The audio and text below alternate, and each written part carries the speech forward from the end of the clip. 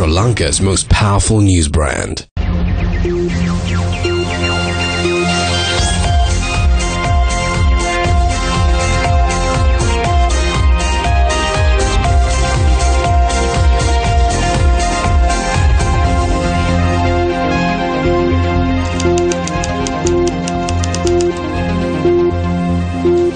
Hello there, very good evening and welcome to your Primetime News Bulletin. I'm Shane Silva. I'm Stephanie Lazarus. Before we head into the stories in detail, here's a look at the headlines.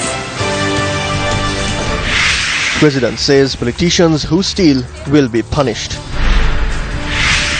State Minister Dilan Pereira reveals a possible political conspiracy. Minister Rajita Senawatna says punishment imminent for previous government's corruption. TB Ekanayaka exposes the UNP's political parrots.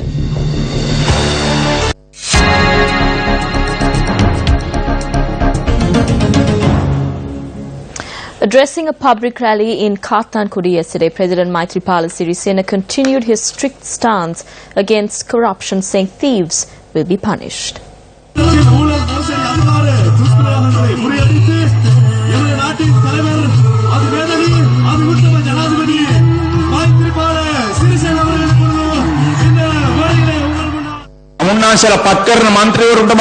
I will not allow those who you elect to do any wrong. You know how difficult it is to develop this country, don't you? The issue is the politicians in power start to steal. It is not everyone, but a majority of them do. If they steal, I will throw them out. Do you know how much was stolen from the country during the Rajapaksa government? Do you also know how much was stolen by a few in this government as well? It would not matter to me from which political party they are from, be it the ruling or opposition. I will punish all the thieves. You know it better than I do, the punishment rogues get in the Gulf countries. That is because the developed countries hand down those punishments. Every government in our country never punished a politician no matter how much they stole. But I started doing it. I will punish the entire line of thieves regardless of party colours. So after the 10th of February, we will all form a national movement to drive away the corrupt.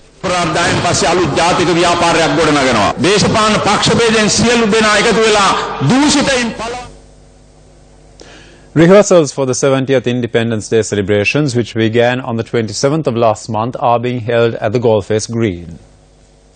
The police headquarters said the stretch from the Galle roundabouts to the Old Parliament roundabout on Galle Road will be closed from 7 am to 12 noon until Saturday, the 3rd of this month. While the rehearsals were in full swing this morning, vehicle movement on several roads in the vicinity was at a standstill.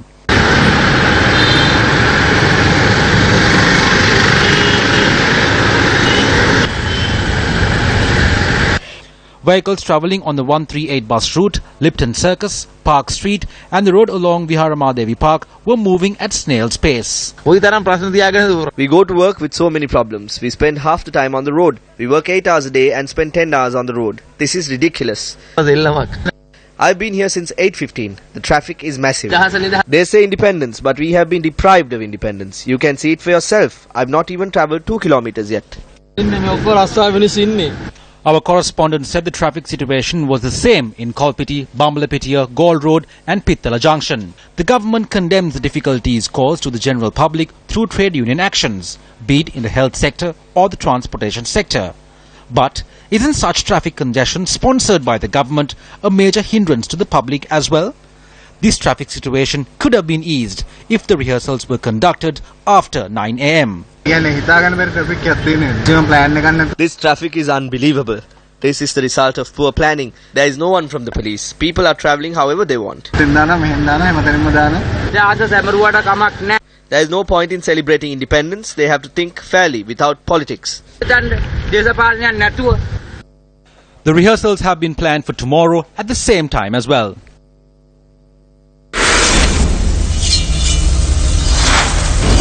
The people's voice against corruption. The people's voice against corruption. Yesterday we exposed the attempts made to cover up the bond scam. Today we are going to speak about another incident in this entire scenario of the bond issue. That is the breakfast meeting that took place before the auction took place. That's on the 26th of February 2015.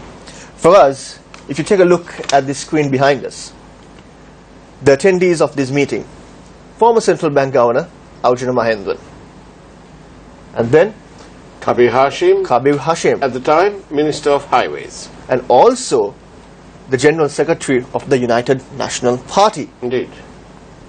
Then we come to this individual: Malik Samaravikrama, long-time confidant of Ranil Wickremesinghe, chairman of the United National Party, and at the time without any ministerial portfolio. The question now is, what was Malik Samaravikrama doing at that meeting dated the 26th of February 2015? He was not a minister, and he says that he was there in the capacity of the advisor to the Prime Minister. But why? It begs the question, Zulfiq, as to why the Prime Minister would need an advisor when he had a fully fledged professional central banking team under him, because he was the minister of the subject, for the first time ever in the history of Sri Lanka, where the subject of the central bank was taken away from the Minister of Finance. In the past, they've had, of course, people, the Prime Minister and the President having it, but they had the entire portfolio. The Minister of Finance, Ravi Karunanayake, was reduced to almost nothing. The central bank, the regulatory authority of all banks, was under the Prime Minister, under his Ministry of Economic Development and National Planning. Then for us, the others who attended the meeting were officers from the Central Bank of Sri Lanka and the Road Development Authority. Okay, now this meeting took place. We have these three ministers, and we have the RTA and the Central Bank officials at this meeting. Now, the two ministers, Malik Samaravikrama and Kabir Hashim, say they discussed to raise the requirement of 15 billion rupees. However, during the course of the examination of evidence at the Presidential Commission, Arjuna Mahendran's attorney produces a letter bearing the signature of Ravi Karunanayake saying that the discussion centered around a requirement of 75 billion. For us, 15, 75? 18, because originally they also said at this breakfast meeting that the requirement was actually 18 billion. But they had 3 billion, and so all they wanted was 15 billion from the Treasury. Now then, Zulfiq, I think it's high time that we explained how it's ordinarily done. It's a very complex process for us, but very briefly we can say that... Yes, very, very briefly, if we were to say, it's the line ministry would receive a note from, let's say, in this instance, the RDA, and say, listen, we need this amount of money to pay our contractors, and so on. And that letter, the line minister, the Minister of Highways, would then send it to his colleague at Finance, the Minister of Finance, who would then pass it on to the Secretary to the Treasury. The Secretary to the Treasury would then send it down to the Deputy Secretary, and then there is a process. A very lengthy process which takes time. Now in this case, if there was 15 billion or 75 billion, it should go to the Treasury.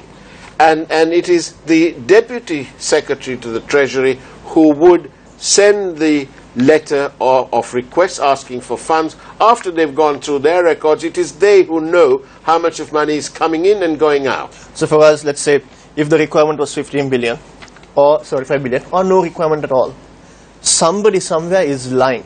Absolutely. They are not just being economical with the truth, but actually they are lying. You got those words absolutely right, Zulfiq. For us, some even say that this was perhaps the start of the plan of the bond scam, or even one point of their plan. For us, let's, for example, just shift our attention to a small incident. Let's say you and I walk into a jewelry store.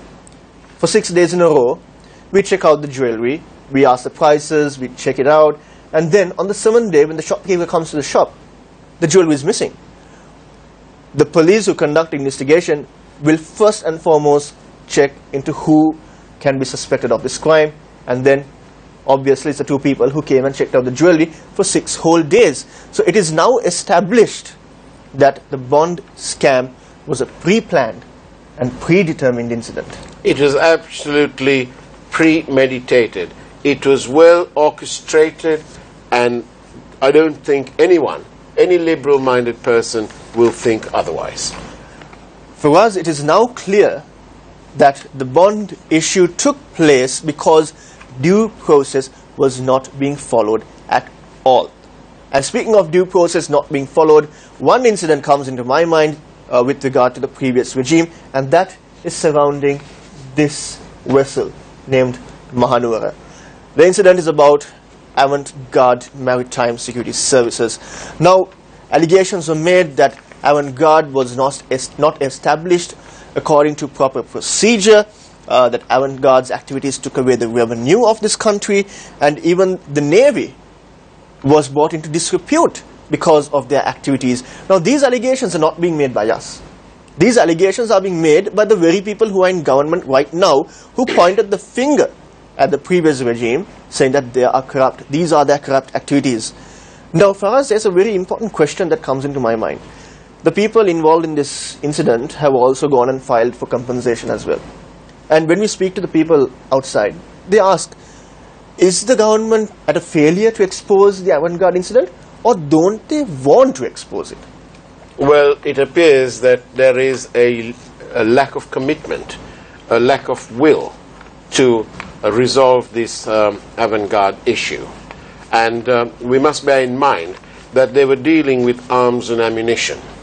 And that is the main thing. There's one point when they've been allowed to, or they sailed in to the port with arms on board, without a proper account. And some of those are absolutely laughable. Perhaps Zofik, you'll tell us about the serial numbers. Indeed. Speaking of serial numbers, the findings say that the serial numbers are not deliberately erased, but it is because two guns had been in contact with each other. So they rubbed each other like that. Rubbed each other. And that's how the serial numbers had been faded away. Well, one thing that must be said is that that's absolutely unbelievable, and it's just not possible.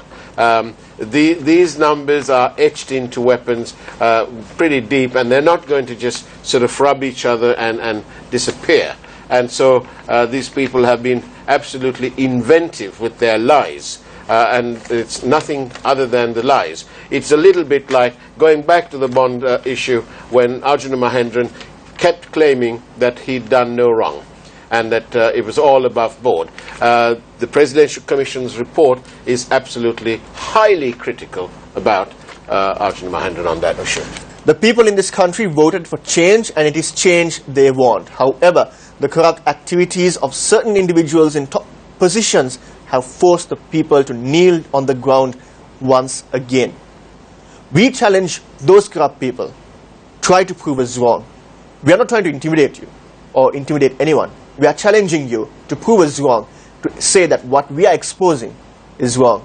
Because remember, we at News First will stand by justice, will stand by the truth, and will always stand by the people of this country.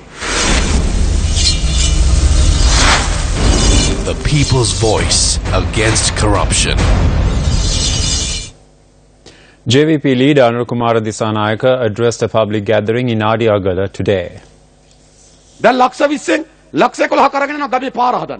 They allocate 2 million to build a road but use only 1.1 million. Then when you try to fix the road, there is a henchman of the chairman in that village who creates issues. You have to give him something as well. So the 2 million road has to be built with just one. So the road, which is 12 feet wide, turns into an 8-foot wide road. If a tractor comes down the road, the motorbike has to go in the drain. They use the bare minimum level of gravel. Sometimes they just use soil. After it rains 2 times, all this soil ends up in the drain. The drain then disappears and water flows along the road. We have to travel on such roads. Long live the chairman. These politicians are thieves and thugs. If you don't save our country from these rogues, where will it end up? Are you satisfied with the past 3 years? No, the administration has failed. Minister Dr. Rajitha Senaratne, speaking in Mahara yesterday, spoke of crimes committed during the previous government's administration.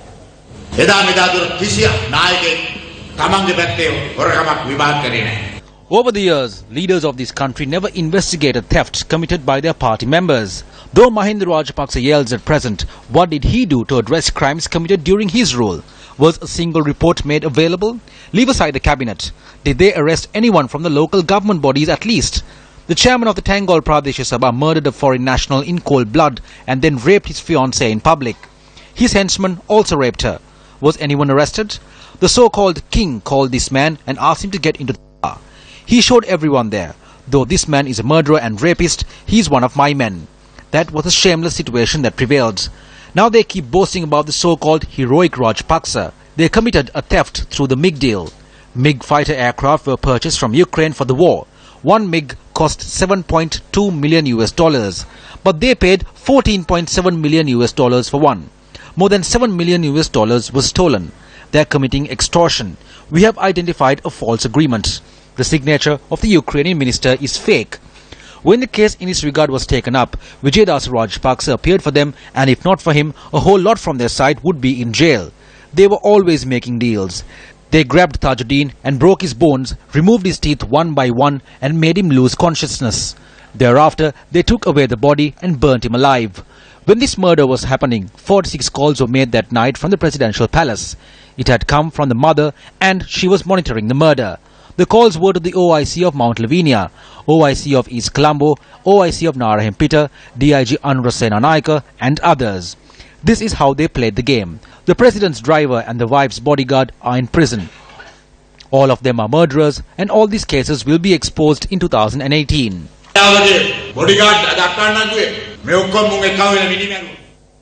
The collective of citizens' organizations also criticized the previous regime for their crimes. Yesterday, former President Mahinda Rajapaksa said President Maitripala Sirisena's sword only cuts through sprats. Even we are waiting for the president to run his sword through a whale. The biggest whale is about to be cut. By the 11th, we know that one of the largest whales will be cut down. The reports of the Presidential Commissions of Inquiry into the bond issue and serious acts of fraud and corruption have exposed these whales and sharks. I assume Mahinda Rajapaksa must be aware on how the sword will swing. Members of the royal family like the Defence Secretary who own sharks will be nabbed soon. The cases on the murders of Tajuddin and Lasantha Wickramatunge are to be concluded. We are waiting to see where it ends. Prime Minister Ranil Wickremesinghe presided over several meetings yesterday. The benefits of the 2-year economic program have been revealed. This needs to be carried forward. First, we developed the infrastructure of Kandy, Colombo, Hambantota and other areas. Now we are developing the north and east, which was battered by the war. After the Colombo and Hambantota harbours, we will develop Trincomalee as well. The Prime Minister also presided over a meeting in Batiklo. Only we have a plan for Batiklo. The war destroyed this area. We have a plan to develop this town. This time the UNP introduced a new system which ensured 25% female representation. We will develop the economies of the north and east which were affected by the conflict. Parliamentarian Rohit Abegunawardena spoke on the impending Bond Commission report debate to be held on the 6th of February at a press conference convened by the Sri Lanka Podujana Peramuna today. Now they are planning to have the debate on the 6th. Parliament will begin tomorrow and they will prepare to hold the debate.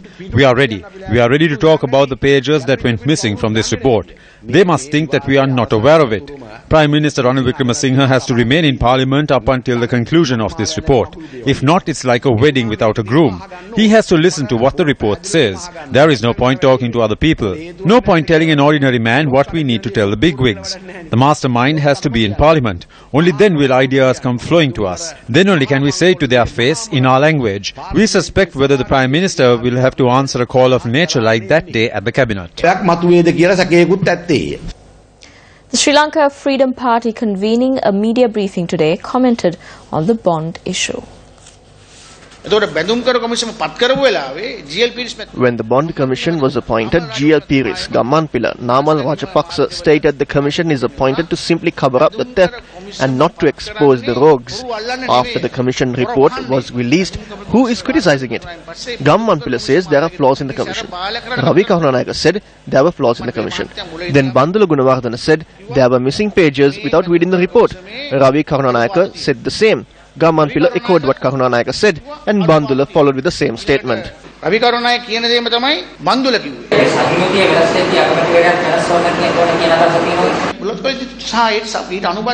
the Beetle Leaf gains more votes and if more parties joined hands with it in Parliament, we can raise that matter. Only then we can remove the rogues from all sides and bring a new change for a new journey forward. If not, the UNP will claim they secured a majority win in this election. The Sri Lanka Freedom Party convened a meeting at the Mahava Town Hall to educate candidates contesting the seat under the SLFP ticket.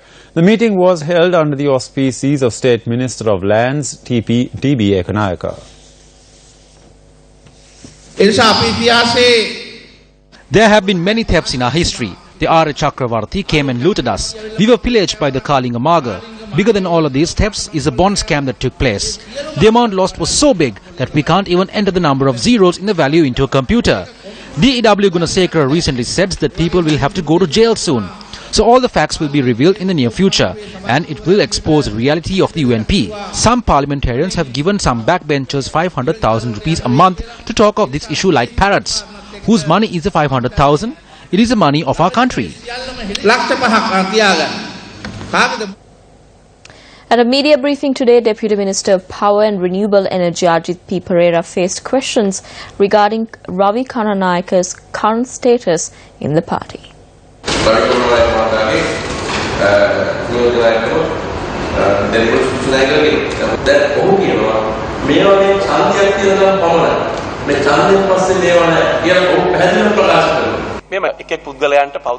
People can have individual opinions. The stance of the party was officially announced to the media by General Secretary Kabir Hashim. We ask you to go by that stance, and I am speaking based on that stance that has been taken.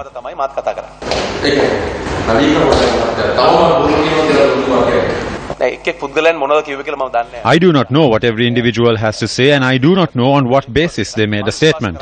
I believe in the statement made by the General Secretary of the party, Kabir Hashim.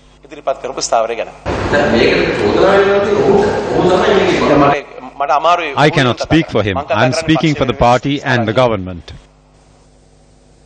Deputy Leader of the United National Party, Minister Sajith Premadasa, addressing a meeting in Badagiriya today, promised more government jobs following the upcoming elections. The meeting was held in support of the candidates contesting the Hambantota Pradeshiya Sabha.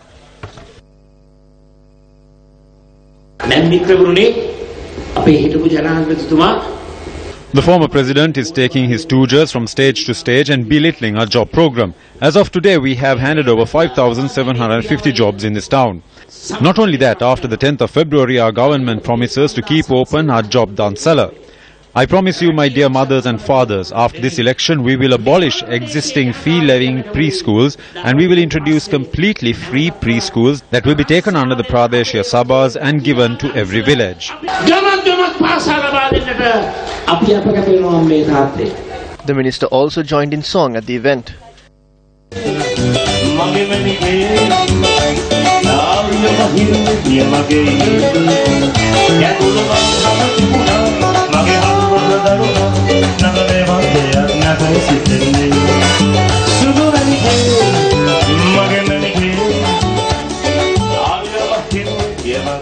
Meanwhile, another meeting was held in the Baragama region of Ambalantota with the participation of Minister Sajith Premadasa. Addressing an event in Kotmale, Minister Navin Disanayake shared these views. Let's unite on this journey. If we do that, we can all move forward. If we divide, then everything will fall apart. This is the basic truth. If Gamini Disanayake and Lalit Atulath Mudali had remained in the party with Premadasa, then they could have had a different journey. Today, the UNP is united. Premadasa's son is here. Gamini Disanayake's son is also here. There are plenty of young leaders coming up. The flower bud isn't like this. It's the property of the Rajapaksa family. That's all. The Artists for Change organization convened a media briefing in Colombo today. What is the truth? It is 70 years since independence. There have been two parties that have been in power over these 70 years. Regardless of what we try to make of it, it is a sad state. We are in a state of debt to the entire world. But the talk hasn't reduced. When people take the law into their own hands and do what they want, the country will never prosper. They still won't allow the National Audit Bill to come through, because the rogues don't want it to. Until we get rid of all this, there is no point making the poor day a holiday, and there is no point in praying. Why do people sell their vote for a packet of biryani, a ceiling sheet or a bag of cement? It is because they are helpless.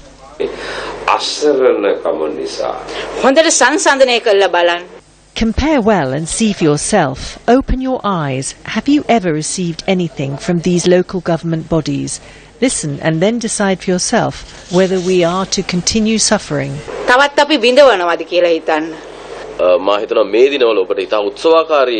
We can see a lot of criticism, a lot of fingers being pointed these days, and a lot of scolding. All we can say is that this criticism is true of everyone. Prince Edward, the Earl of Wessex and the Countess of Wessex visited the temple of the Sacred Tooth Relic this morning. The royal couple are in the country for the Independence Day celebrations on the 4th. They were welcomed by the governor of the central province, Niluka Ekanayaka, and the chief minister of the province, Sarath Ekanayaka. They were received into the temple by the Diyawadana Nilame of the Temple of the Sacred Tooth Relic, Pradeep Nilangadala. The Earl of Wessex and the Countess paid their respects in the inner sanctum of the temple, where they viewed the casket containing the Sacred Tooth Relic and received blessings. The Earl and the Countess of Wessex also visited the St. Paul's Church in Kandy.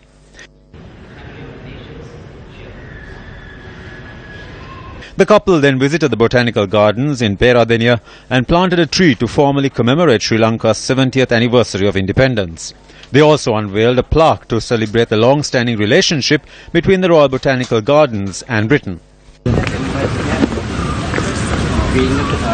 Sri Lanka recorded significant improvement in the total value of exports in the month of November.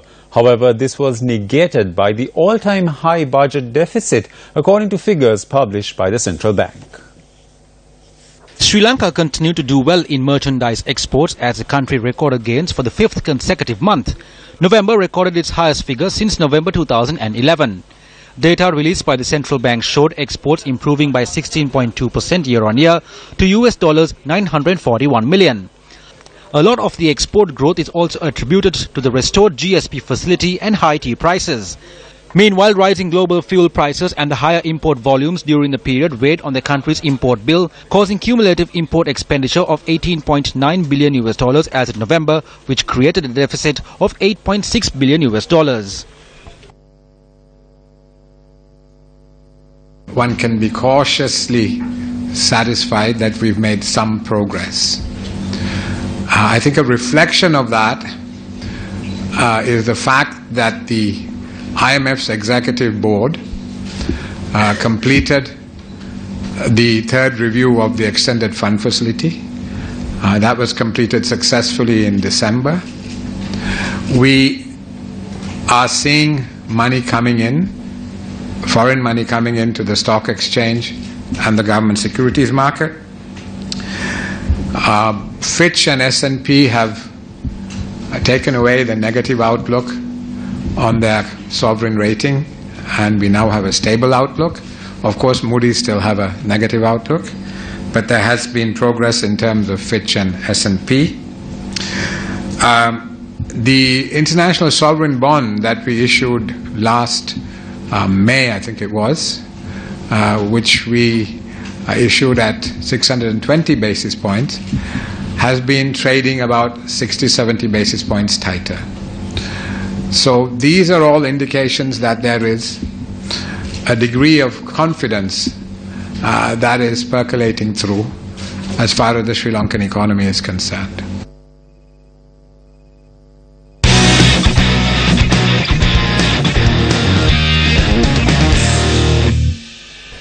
And in cricket news, Dhananjay de Silva scored the 4th century of his Test career as Sri Lanka ended Day 2 of the first Test against Bangladesh in Chittagong today. Well, that is your primetime news for tonight. But don't go away. Coming up after the news is Hot Seat, where Farah Shaukat Ali is in discussion with Dr. Ranil Jayasena, the JVP mayoral candidate for the Colombo Municipal Council. Before we say goodbye, however, here's a look at the day's illustrated news by Asanta Lagwaheti. I'm Stephanie Lazarus. I'm Shane Silva. Good night.